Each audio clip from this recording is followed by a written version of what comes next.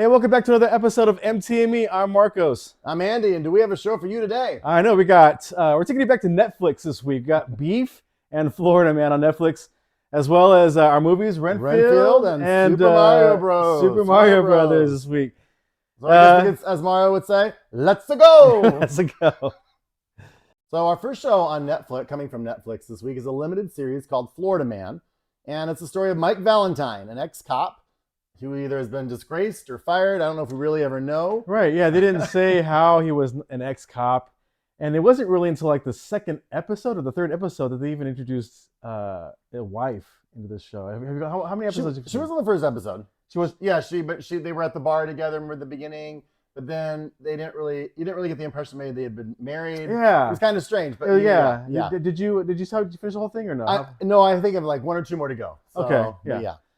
But yeah, there's a lot of weird missing details in the show and how they introduce characters, and I was expecting it to be like a darker, like gangster film, or like he was some kind of like chauffeur or the bodyguard, like Kevin Costner. It starts out really good. I admit the first episode really sucks you in. You know, he's working for this shady dude. He goes to Florida looking for his missing girlfriend. Right. And you know, there's some twists and turns. That first episode is like, wow, I think this is gonna be really good. Yeah.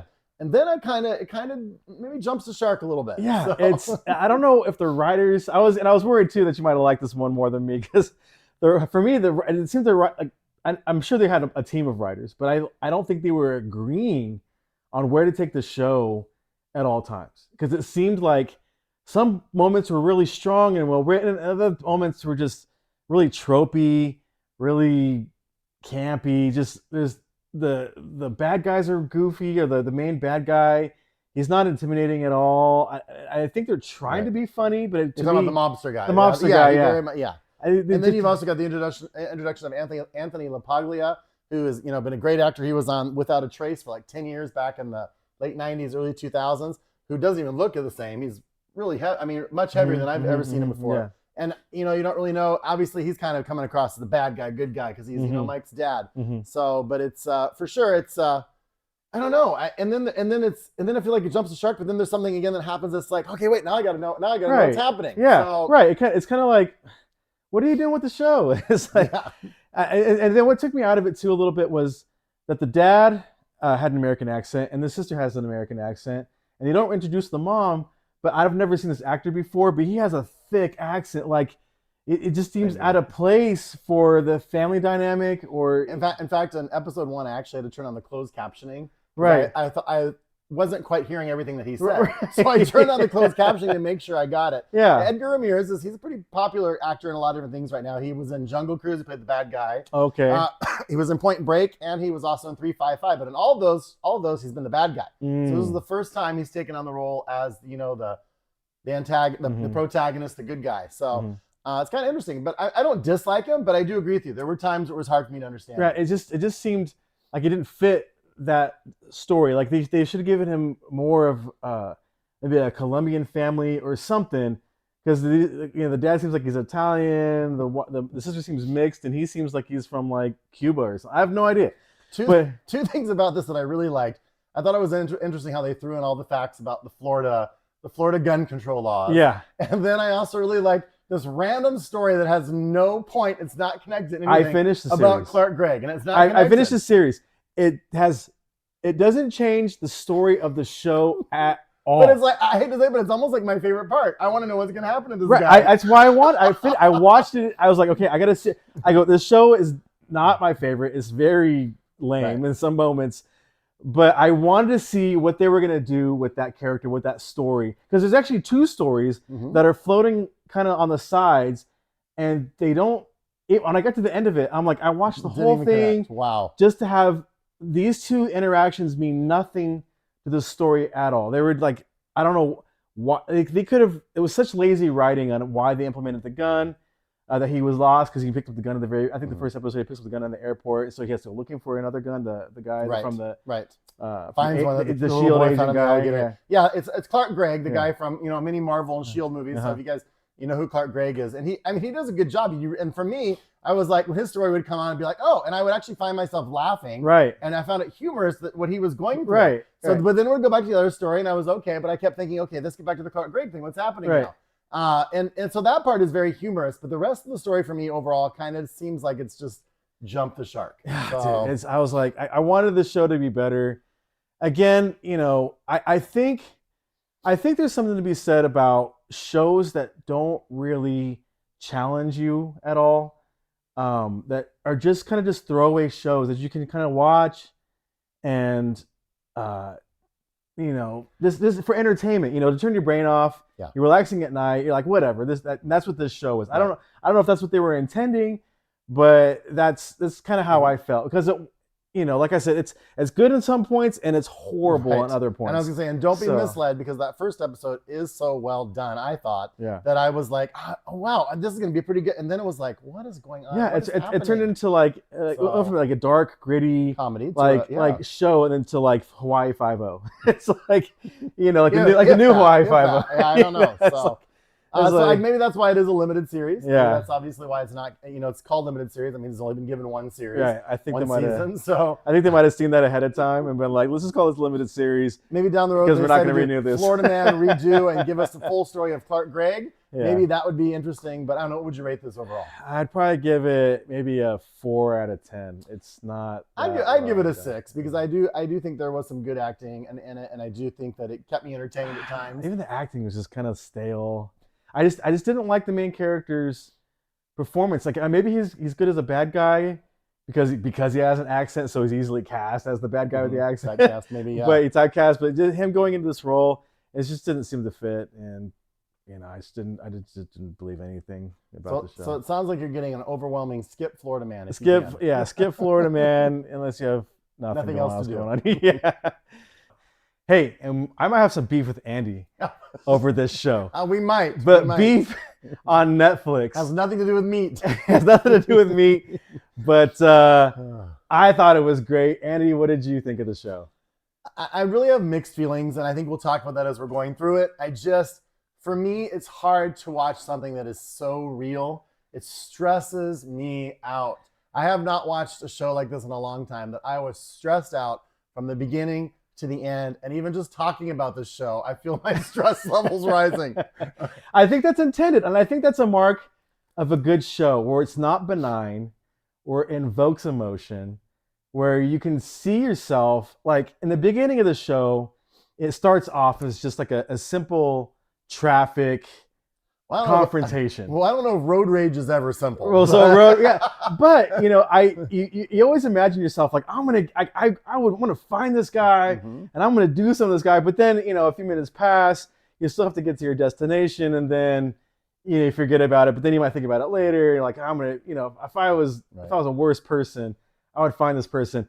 But I think not only you start with the road rage incident, and then these two characters hate each other so much that they're just doing everything they can to wreak havoc upon each other's lives. Stephen Yeun from Walking Dead, Minari, I think he's a great actor. Glenn on Walking Dead. Everybody loved Glenn. Everybody stopped watching Walking Dead when Glenn died. Right. But Stephen Yeun is one of the main characters as he plays Danny. And the other character is Amy, who's played by Ali Wong. And the first thing that after they find out who each other are, Danny sneaks into Amy's house. Well, he doesn't sneak into her house. He pretends he's a contractor. He cons his way in. He comes into her house. He basically urinates all over her bathroom. And then she gets back at him by finding out where he lives and painting loser, poor man all over his truck. Oh, my goodness. It's just... And then there's this whole episode where Danny needs money and he's thinking about stealing from his church. All of these things are just wow. It spirals because it takes a person that he thinks he's good. And I think everyone generally thinks they're good until they're backed into a corner, until they're desperate. Then you start doing desperate things. Then you start doing things that you wouldn't normally think you would be capable of doing. And that's where it kind of leads them into this situation where first it starts off as just like this anger, revenge. It kind of reminds me of what the Colin Farrell one that we hated. Oh no!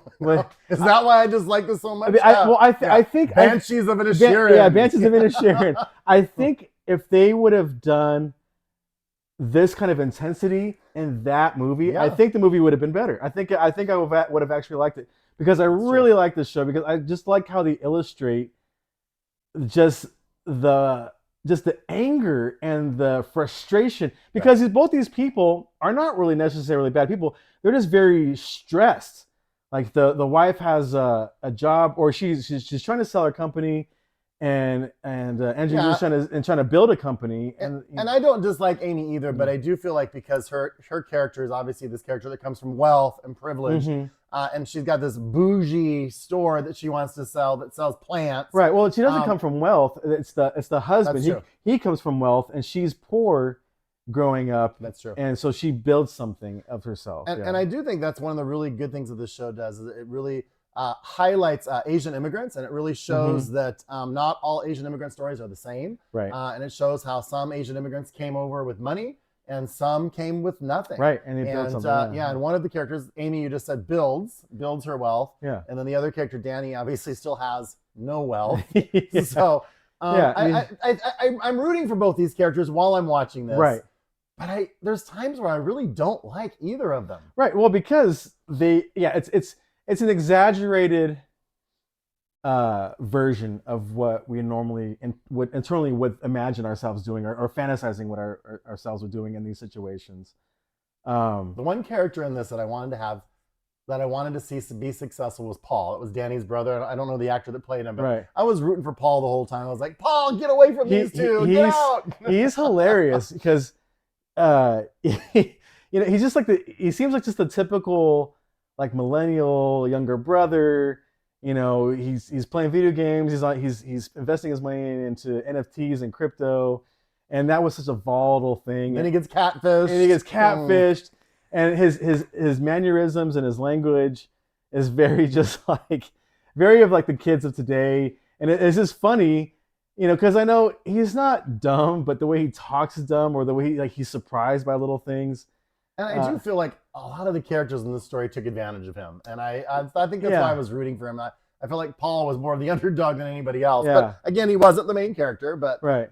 He was there. And then Maria Bello, she's been in tons of things. ER many years ago. She pops up everywhere now and then. She plays the character that I couldn't stand more than anybody else. She's this rich the billionaire woman, this billionaire who just flaunts her wealth and flaunts her money. Right. I think she's better than everybody else. Yeah. And it was another character that I was just like, oh, but I did like what happened to her, I have to say. Yeah. She does get an up and comings, whatever how you ever phrase that. And probably one of the craziest death scenes I think I've ever seen. I love how like nothing is wasted. The foreshadowing is not wasted. The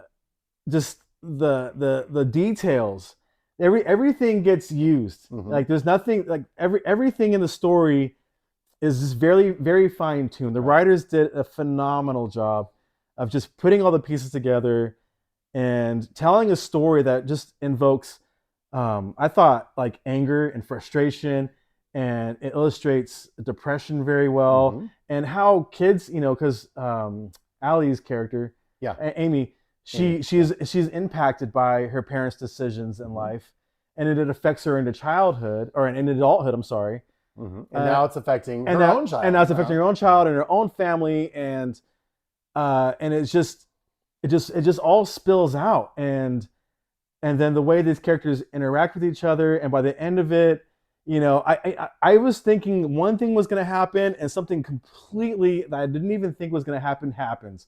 I had no way of knowing which way this was going, and I love that about a show where it's just not predictable, where it's not cookie cutter, where I'm like just surprised about where they're taking the show and how well they're doing it.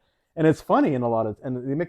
I agree, and I don't think it would have been accomplished without Ali Wong or Stephen Yoon. And in fact, I think one of the reasons I kept watching it, was because of them. Because I thought, oh man, they do such a great job of. I want to root for them. I just want to shake them. And so you'd go back and forth between this. So finally, you have this bit. I mean, not to give away a whole lot, but the ending was maybe a bit much for me. I mean, when you go over a cliff, you think that you're going to be dead. Right. But all I can assume is that these two had such great hatred for each other that was so intense. Yeah. And then, of course, at the ending, we actually come to this understanding. Right. Yeah. They come to a lot of these realizations and everything. And then I love the crow thing, because I actually watched this halfway through again, and then a lot of the details with the crows is woven in the story. You're not really paying attention to it a whole lot, but at the very end of that, or the end of the show, they really call attention to the crows, and they have a little conversation of what's been going on in the movie. So watching it again for the second time, I was like, yeah, they did all these things, but it's so throwaway and it's so fast that you don't realize it, and then you just kind of wrap it all up. What's going on, and they even tell a story like the red-haired guy. I know he's a comedian. I forget his name, but he's part of the crew, and he tells a story about Cheney, how the one guy put a mask on, and he was really mean to crows. Did that really? I can't remember if that happened. Or I not. think it did. Yeah.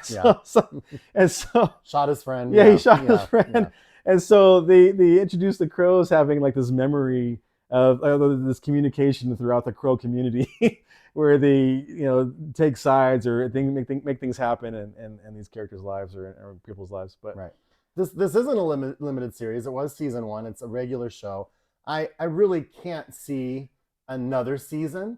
I really feel like the way that it ended, it was good. I would rather see this as a limited series, right? Unless, of course, season 2 comes back and it's a total different beef about something else. I think it would have to be like an anthology. I don't know where they would take these characters. But again, I couldn't tell where they were going to take these characters to begin with. But they've wrapped things up so neatly within these 10 episodes. And like, it's crazy. Like, I felt like I've watched a whole series of shows within 10 episodes to get this whole complete story. So, I don't know. I mean, and you've got so dealing with social anxiety, you've got class warfare, you've got, I mean, there's so many things, so many layers in this. Right.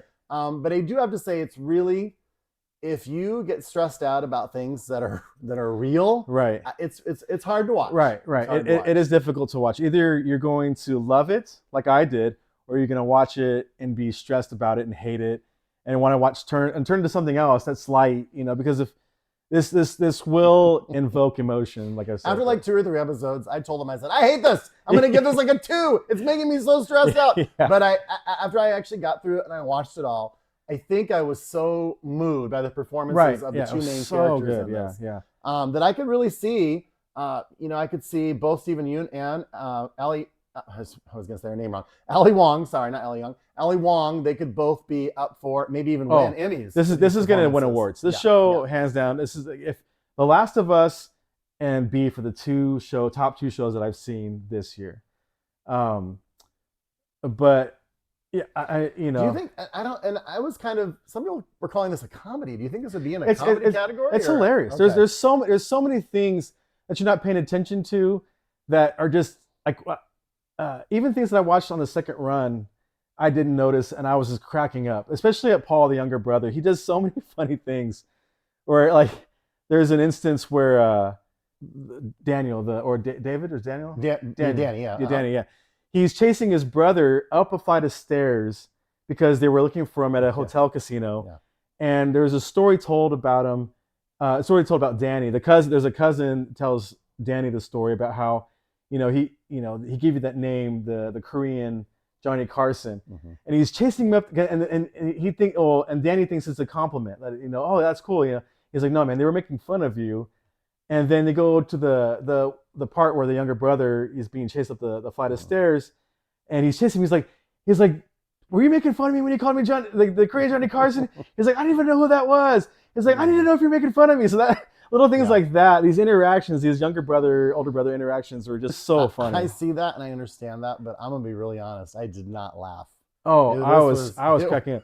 There was I needed like some sort of anxiety medication. Yeah. Well, if you're stressed watching the show, you're gonna miss some of these things. And the very end when Amy's on the cliff above him and they run into each other at the end, and she needs his help, and he's like, I'm not coming to you. I'm not helping you to use nice words or something like that. And I was just dying.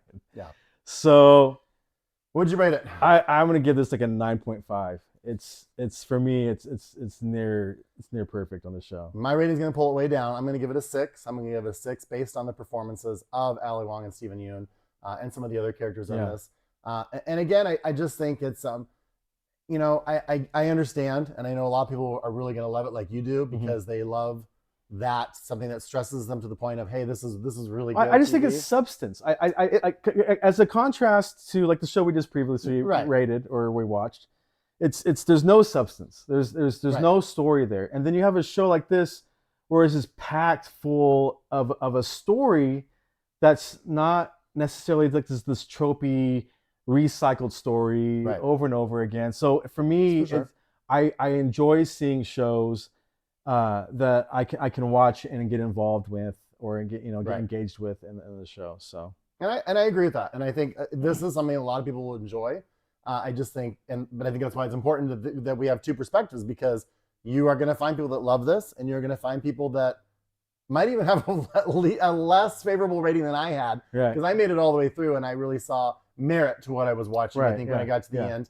But I can guarantee you, some people that probably won't get past the second and the third episode. It's very, one show that I got so stressed out about was Sons of Anarchy.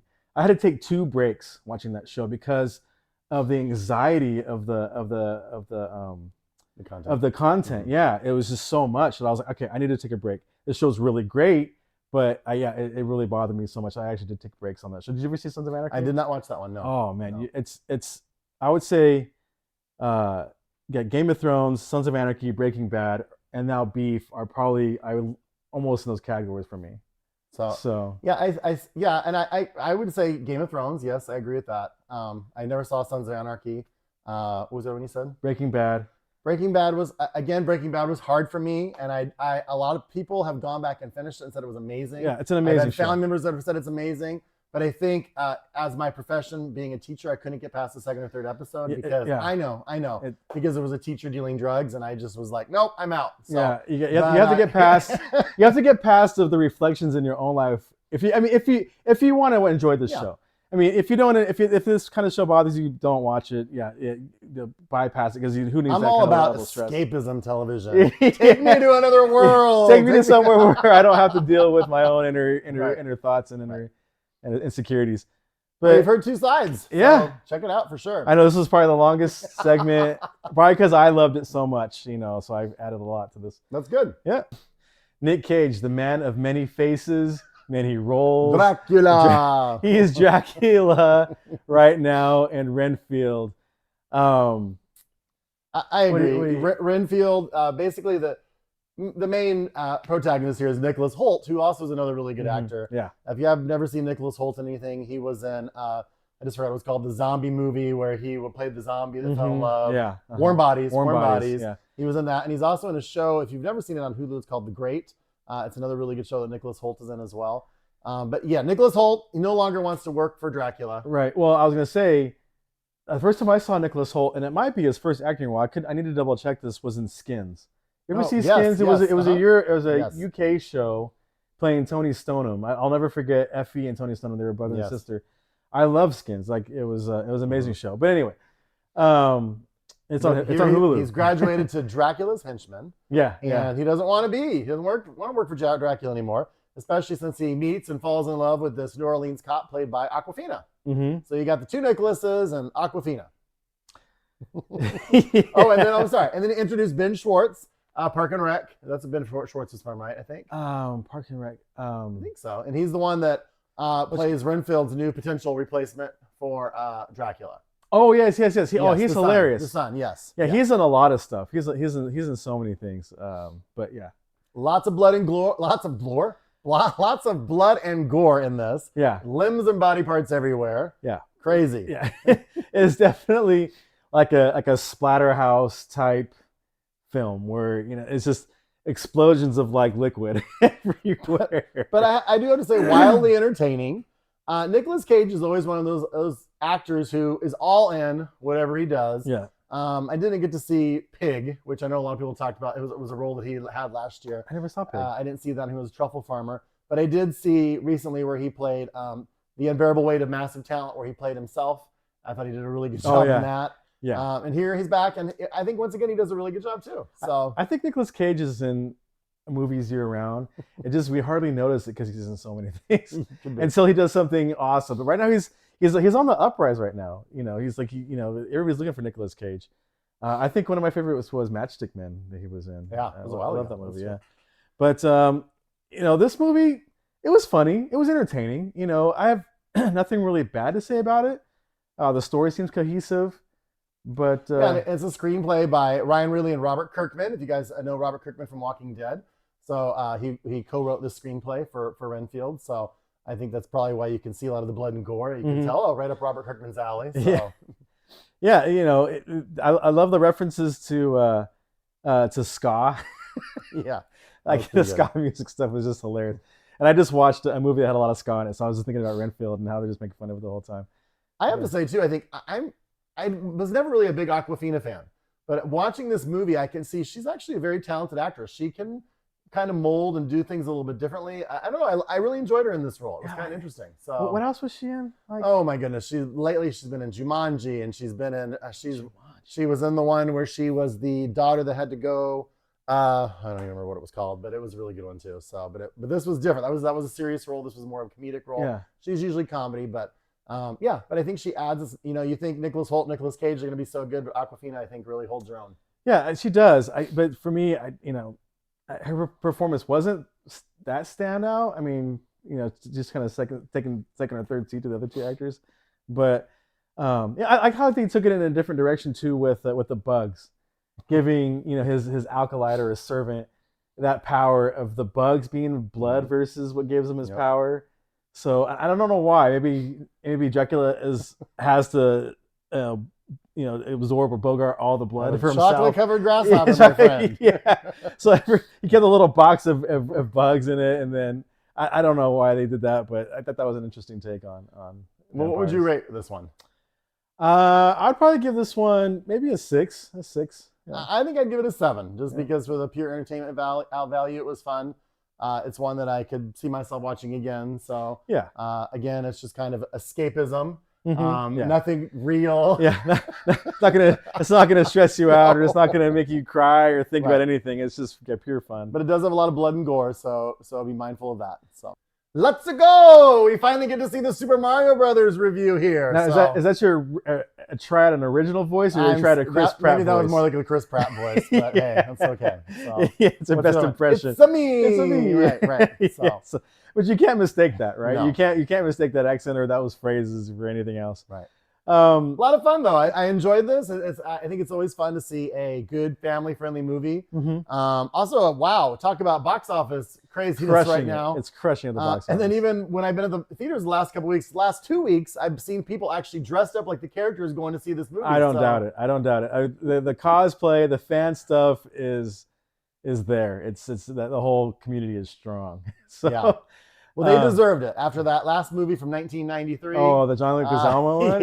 Yeah. Who I guess I heard is a little hurt that he didn't get a voice. That's lame. I mean, he totally trashed the first version of that. You go as a kid and you're like, "Yay, Mario Brothers!" And this is what we get. Oh, I was no, my goodness, so bad. It's so bad. Yeah, it's so bad. So. But this movie. The critics have said there's a lot of fan service, and I don't think that's a bad thing for this movie. I enjoyed it. I loved how they integrated all of your favorite things from the Mario movies, and even the Mario movies that I haven't played. I knew that there was characters coming in for that, and I just thought they did a great job. The comedy was funny. The play between the characters. I love that. He has to be able to go on this mission with Princess Peach. He has to complete this obstacle course, and that's it's kind of like the first level in Mario Brothers. Like it's a tutorial for the rest of the movie. It is, and I think it was so well done. The stars, the flowers, even the blue-shelled turtles. You've got all these things that pay homage to the games. Right.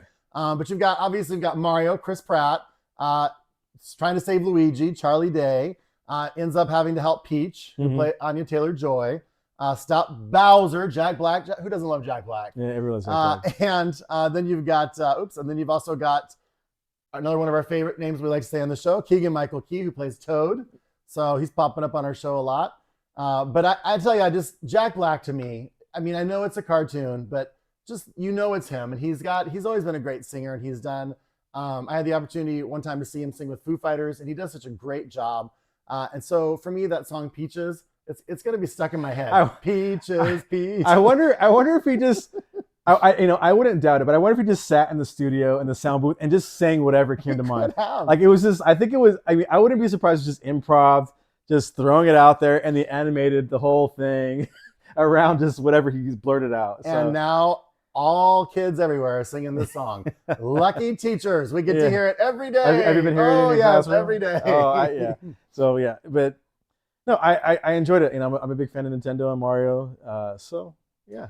Yeah, and I think Chris Pratt's voice obviously isn't what you are used to hearing for the part of Mario, but I think it was okay. I don't think it took me out of the movie too much. I know like a lot of people were disappointed with the casting on some of that, or maybe his performance with it. But for me, it didn't bother me at all, and I thought it fit. I loved all the sound effects they had for when we're going in the pipes, that were from the game. Oh yeah, that was fun. And I like how there was a part where he's like he couldn't figure out which pipe to take. And that's just like how it is in the game. Sometimes you go down the wrong pipe and you're stuck in the bad part of the game and you died. So lose a life. Lose a life. Or sometimes you go down a pipe and find an extra life. Yeah, find an extra life. So yeah, so like, this is the movie we should have had, back in the 80s. But I'm glad they are able to do it now. What is it, 35 years later or something? Yeah. But with technology and animation, they can do anything these days. So. But if you always loved Mario and the Mario world, if you have kids. This is a must see. You got to see this movie. This is definitely a must see. Yeah, you can't skip this movie. After all of our adult content from earlier in this episode, it's nice to have one show that we can say family friendly. Yeah. But yeah, any final thoughts on the movie? I just really hope people see it. I mean, obviously a lot of people have $1 billion of box office glory already. So, but if you haven't, go ahead and do it, I guess. Yeah. Let's go to the movies. Check it out. Hey guys, and thanks for sticking with us to the end of the show. Like I've said before, it helps us out by watching the whole episode, by dropping a like, dropping a comment in there. And if you're new here, please consider subscribing. Or even check out, we have a Facebook page as well. Check that out. We've got all TV shows and movies archived there so you can see previous ratings. And we'd love to hear from you too. Yeah, we sometimes drop a poll on there and we take those into consideration and we'll watch whatever you suggest. We sure do. Yeah. Some of the things that you've mentioned, we've watched here and we've rated them for you. So keep those coming. Yeah, until next time, guys. Thank you very much. Thank you, guys. Bye-bye.